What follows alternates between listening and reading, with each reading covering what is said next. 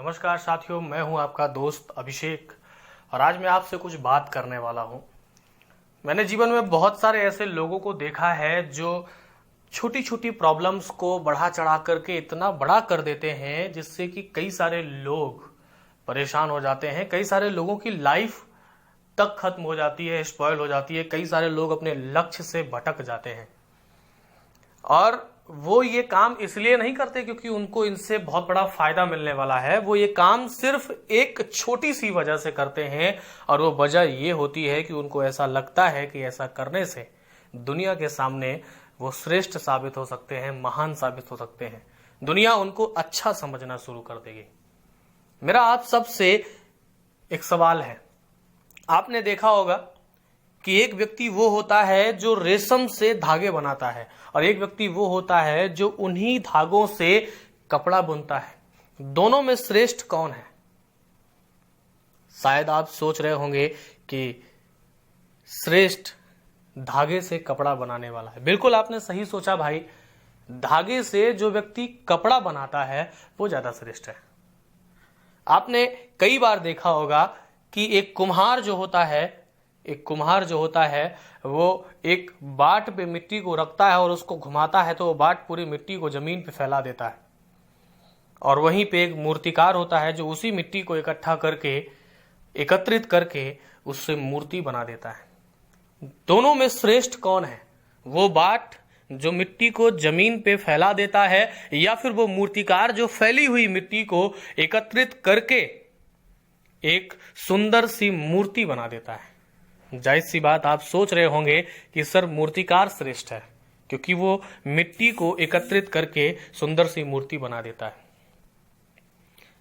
अगला मेरा सवाल आपसे यह है कि आपने सुना होगा कि समुद्र मंथन करते समय देवता और दानव दोनों जब समुद्र मंथन कर रहे थे तो उनका समुद्र मंथन करने का सिर्फ एक ही मोटिव था कि वो समुद्र से निकलने वाले अमृत को पाना चाहते थे जिससे कि वो अमर हो जाएं, उनको कोई हरा ना पाए।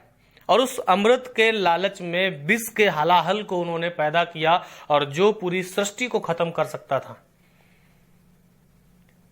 वहीं पर उस विष को, उस हलाहल को सूक्ष्म करके महादेव जी ने, भोलेनाथ जी ने अपने कंठ में समाहित कर लिया। तो इन दोनों लोगों में श्रेष्ठ कौन है? देवता और दानव का वो दल जिन्होंने अमृत के लालच में विष का हलाहल फैला दिया, या फिर वो महादेव जिन्होंने उस हलाहल को सूक्ष्म करके अपने कंठ में समाहित कर लिया? जायज सी बात है, आपका जवाब होगा सर वो महादेव जिन्होंने उस हलाहल को सूक्ष्म करके उस विष को अपने कंठ में समाहित कर लिया।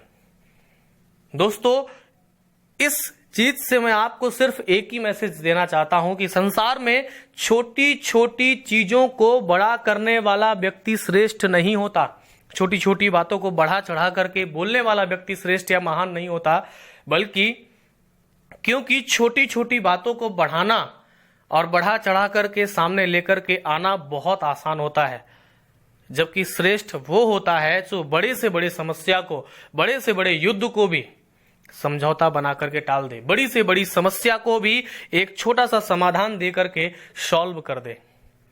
मैं आप सबसे यही कहना चाहता हूं कि आज के इस संकट के दौर में हजारों लोग ऐसे होंगे जो छोटी छोटी बात को बढ़ा चढ़ा करके आपके सामने लेकर के आएंगे और आप परेशान हो जाएंगे, हैरान हो जाएंगे, हताश निराश हो जाएंगे। लेकिन आपको उनकी बातों को सुनना नहीं है, उनकी बातों को सुन करके इग्नोर कर देना है, क्योंकि वो बातें आपको आपके लक्ष्य से भटका सकती हैं, वो बातें आपको आपके मार्ग से भटका सकती हैं, वो बातें आपको आपके जीवन से भटका सकती हैं।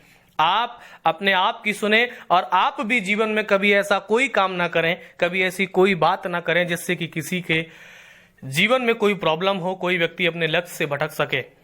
श्रेष्ठता इंसान को कामयाब करने में होती है, उसको उसके मार्ग से भटकाने में नहीं।